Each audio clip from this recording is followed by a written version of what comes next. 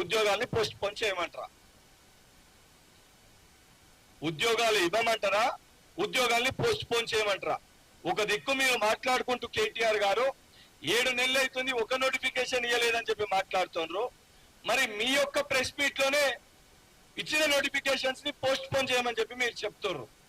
అసలు అడిగేదానికి మీకన్నా స్పష్టత ఉందా?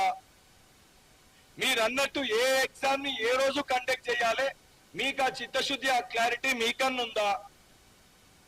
ఈ రోజు ఏదైతే సంబంధించి చాలా స్పష్టంగా మీరు 5,000 పోస్టులు ఇస్తాన్న డిఎస్సిని 6,000 పోస్టులు వేసి పెంచిన మాట వాస్తవమా కాదా?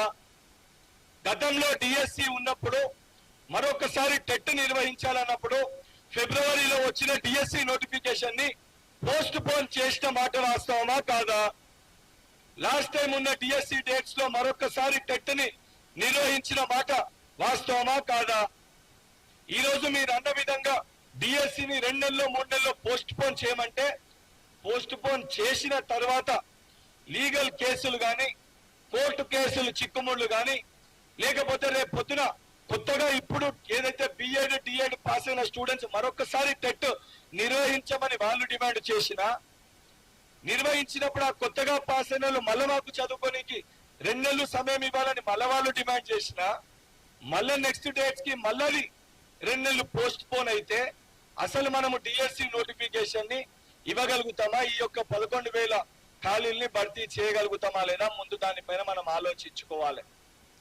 ఎందుకంటే నిరుద్యోగుల సోదరులందరూ కూడా మాట్లాడుతూ అన్న పట్టించుకుంటలేరు అని అంటారు.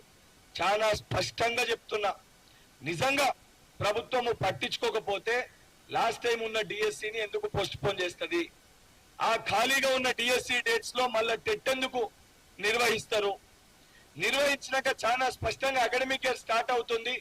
ఏదైతే ఖాళీగా ఉన్న టీచర్స్ ని గత 10 ఏళ్లుగా ప్రమోషన్స్ ట్రాన్స్ఫర్స్ కాకపోతే ఆ చిక్కుముడ్లను కూడా తీసి ఏదైతే ఖాళీలు వచ్చినాక ఇమీడియట్ గా టీచర్స్ ని రిక్రూట్ చేసి ఏదైతే చాలా స్పష్టంగా యుద్ధ ప్రాతిపదికన విద్యా వ్యవస్థని బలపరచాలి, విద్యా వ్యవస్థని బాగు చేయాలని ఒక సంకల్పంతో ముఖ్యమంత్రి గారు ఒక దృఢ సంకల్పంతో పనిచేస్తుంటే స్పష్టత లేకుండా బీఆర్ఎస్ పార్టీ నాయకులు ఏదైతే గత 10 ఏళ్ల పరిపాలనలో ఒక్క గ్రూప్ 1 నిర్వహించలేకపోయారు, ఒక్క గ్రూప్ 1 పరీక్ష సక్రమంగా నిర్వహించలేకపోయిన మీరు, పేపర్ లీకేజ్లకి కారకులైన మీరు, intermediate paper leakage 10th paper leakage కి మొదలు పెడితే గ్రూప్ 1 పేపర్ వరకు అమ్ముకున్న మీరు ఈ రోజు వచ్చి మీరు ఏదైతే సంబంధించి మా నిరుద్యోగ సోదరులని మీరు తప్పుదో పట్టించి వాళ్ళ జీవితాలతోటి చెలగాటమాడే యొక్క ప్రయత్నం చేస్తారు. 100% మాకు చిత్తశుద్ధి ఉంది, మాకు స్పష్టత ఉంది.